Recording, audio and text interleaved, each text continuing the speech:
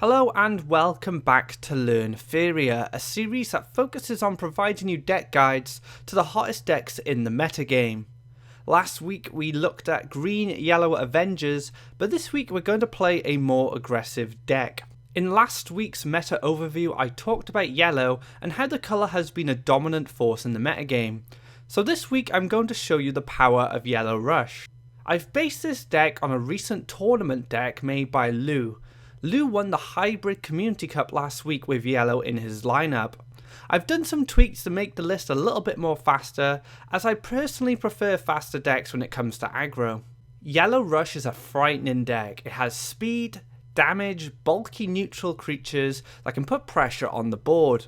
Not only that, it has access to the most powerful removal cards in the game, allowing you to eliminate any threats with your event cards. Your objective is to rush your opponent's orb and force them to play reactively to your aggression.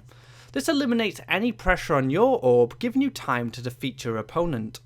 The one thing you must be careful is to not run out of steam. Aggro decks are prone to running out of gas after trying to eliminate their opponents as quickly as possible. Use your resources wisely and plan in advance your next turn, because you might need to generate extra cards or Faeria instead of placing land.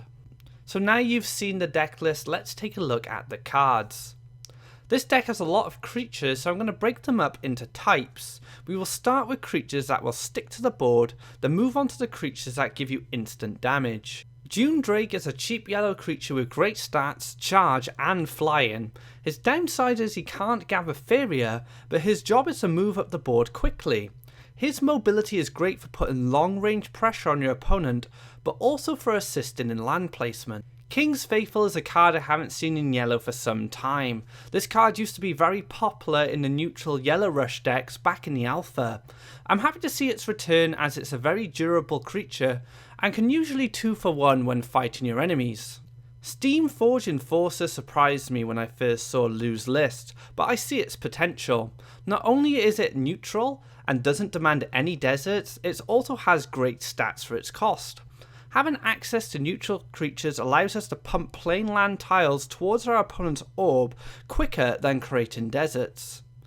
So let's take a look at the aggressive creatures. All these creatures have haste, allowing you to deal instant damage. Starting off is our cheapest haste creature, Kaleem's Follower. 1 Faeria for 2 damage to an orb is excellent value. Not only that, the follower acts as a cheap activator for our Kaleem's Prayer event. We will talk about that a little bit later. Orodrim's Monk is another cheap haste creature, but with the added benefit of card draw. Every time he hits your opponent's orb, you draw a card. This is incredibly powerful, as card draw is what we need to speed up finishing off our opponent. Wind Soldier is an interesting card because it dies at the end of your turn. The combination of charge and haste allows you to deal damage from considerable distances. Wind Soldier is a source of direct damage, but can also be used to destroy enemies to protect your more valuable creatures already on board. Our last haste creature is Freedom Fighter, a little more pricey and inferior than the other haste creatures, but with better stats. Unlike the previous creatures mentioned, Freedom Fighter has a higher health than 1. This makes him more flexible, as he can maybe kill an enemy and live to tell the tale. The last 2 creatures are tech cards that help the deck in certain situations. Shaitan Vampire is a popular card in yellow decks. I personally feel it's too slow for the deck I've built for this guide. However, it can be a powerful defensive tool against opposing yellow decks. Its effect can easily wipe out a group of smaller creatures and then gain a good health stat. I haven't found many opportunities to use this creature as an offensive tool, but see its merits as a defensive one. Finally, we have Azarai, a card I spoke about in my last guide. Since then, the Last Nightmare style gift has been removed and he has been given a new ability. I haven't tested this new ability myself, but would love to hear your thoughts in the comments. So now we've covered all the creatures in the deck, let's take a look at the event cards. Soul Drain is a cheap source of removal, but also heals us as well. This card has been changed recently and can't target orbs anymore. Last Nightmare is a key card in this deck. This event allows us to destroy anything that threatens us from winning the game. It's very good at dispatching taunt creatures that are blocking us from hitting our opponent's orb. A well-timed Last Nightmare can win you the game. Kaleem's Prayer can only be used when we deal orb damage.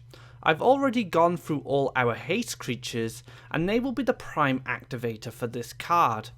This is a card that keeps our tank of gas full and gives us the resources we need to stay in the game. Finally, Soul Pact will give us extra Faeria at almost zero cost.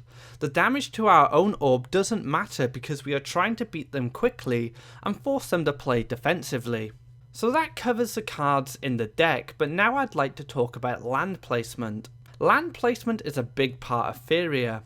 Your opening turn is important because it will inform your opponent that you're an aggressive deck. The usual opener is land tiles going straight up the middle. Smart opponents will start making defensive land placements in order to block you off. Your objective is to get a creature next to their orb and place land right next to them. With all the haste creatures we have in this deck, you'll be able to net some instant damage. Another strategy I found effective is developing desert tiles next to their Faeria pools. If you summon a creature on this tile, you can harvest the Faeria with the haste mechanic and still move next to their orb. This is a powerful strategy that gives you both Faeria and damage simply with good land placement. So that's it for the Learn Faeria guide to Yellow Rush. I hope you enjoyed this video and be sure to check out playfaeria.com for news, guides and much more. Thanks for watching and I'll see you next time.